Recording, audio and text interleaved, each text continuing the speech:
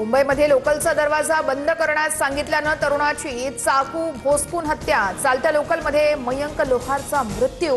अंधेरी ते बोरिवली स्थानकात दरम्यानची धक्कादायक घटना समोर।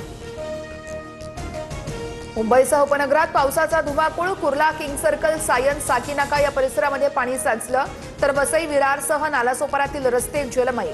सेंट्रल पार्क, नागेदास रोड, टाकीपाडा परिसरात गुडघ्या एवढं पाणी साचलं। पहिल्याच पावसात मुंबई तुंबली। वसई विरारसह दादरमध्ये झाड कोसळल्यानं वाहनांचं मोठं नुकसान, वाहतुकीवरही परिणाम। विक्रोळीमध्ये संरक्षक भिंत कोसळली, सुदैवानं जीवितहानी नाही। जोरदार पावसामुळे ठाण्यामध्ये अनेक ठिकाणी झाडांची पडझड। चरईमध्ये कारवर झाड कोसळलं, तर दुसरीकडे ठाणे महानगरपालिकेच्या परिसरात एका हॉटेलवर झाड कोसळल्याची घटना। राज्यात पावसाचा जोर आणखी वाढण्याची शक्यता। मुंबईसह पालघरला पावसाचा रेड अलर्ट। रायगड, सिंधुदुर्ग, साताराला येलो अलर्ट, तर पुणे, पालघर, जळगाव, नाशिक, अहिल्यानगरमध्ये विजांसह वादळी पावसाचाही इशारा।